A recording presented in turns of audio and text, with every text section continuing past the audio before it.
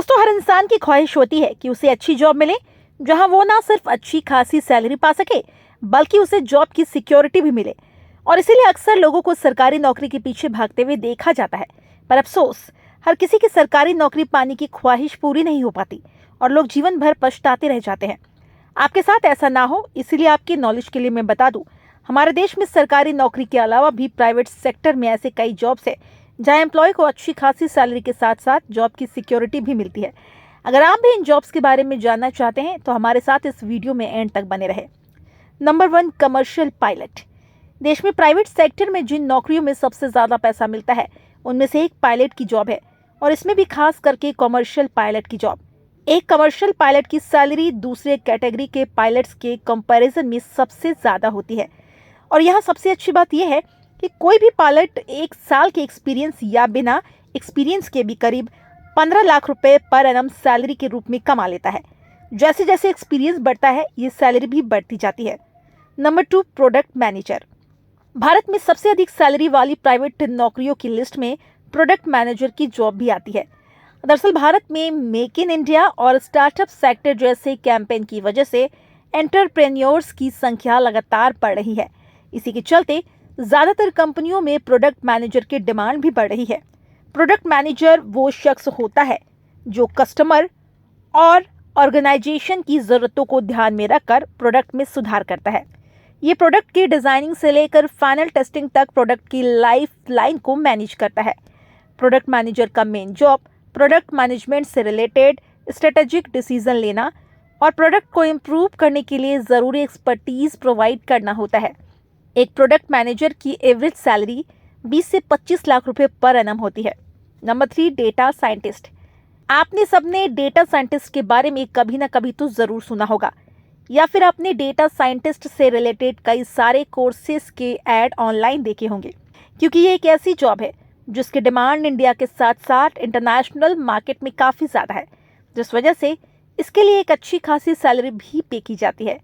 जब भी हम किसी भी ऑनलाइन प्लेटफॉर्म पर कोई इन्फॉर्मेशन डालते हैं, या आप किसी ऐप पर कोई एक्शन लेते हैं, या फिर किसी लिंक पर आप क्लिक करते हैं, तो यहाँ आपके थ्रू होने वाली ये सारी एक्शंस और इन्फॉर्मेशन हमसे रिलेटेड डेटा को जनरेट करता है।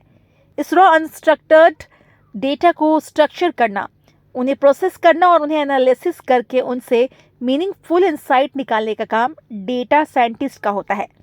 सरल शब्दों में समझे तो मान लीजिए आपने फ्लिपकार्ट से ऑनलाइन कोई वॉच खरीदी है, पर उसके बाद आप देखेंगे यूट्यूब, इंस्टाग्राम या गूगल जैसे सोशल मीडिया प्लेटफॉर्म्स पर आपको डिफरेंट ब्रांड्स के वॉचेस के एड्स एंड ऑफर्स दिखाई देने लगेंगे, जिसके पीछे डेटा साइंटिस्ट का हाथ होता है। एक डेटा साइंटिस्ट की एवरेज सैलरी 10 से 15 लाख पर एनम होती है। यहाँ भी जैसे जैसे आपका एक्सपीरियंस बढ़ता जाएगा, आपकी सैलरी इंक्रीज होकर 30 से 40 लाख पर एनम भी हो सकती है। Number 4, investment banker. Investment banker की जॉब भी इंडिया में हाईएस्ट पेइंग जॉब्स में से एक है। शायद यही वजह है भारत पे के फॉर्मर को फाउंडर अश्नीर ग्रोवर और नायका की फाउंडर फाल्गुनी नायर ने भी अपने करियर की शुरुआत एक इन्वेस्टमेंट बैंकर के रूप में ही की थी।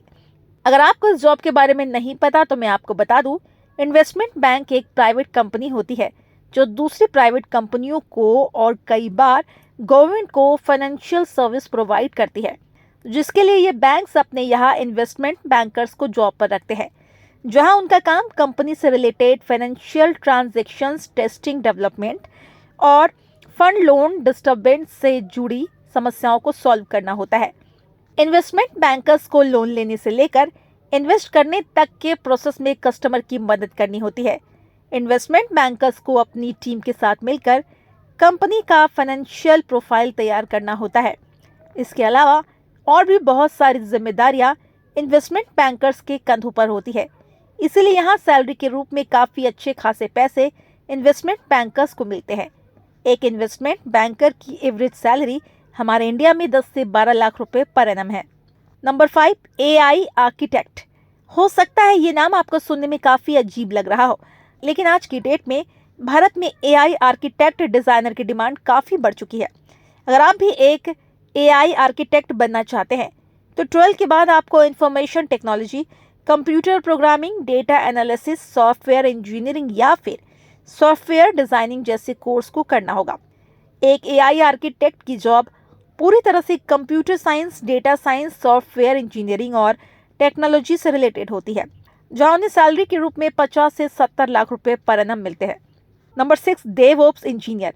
एक डेवऑप्स इंजीनियर की सैलरी भी काफ़ी ज़बरदस्त होती है, क्योंकि उन्हें काफ़ी हार्ड वर्क करना होता है, जहां ये क्लासीफाइंग और कोडिंग से लेकर मेंटेनेंस और अपडेट करने तक के सभी काम को करते हैं।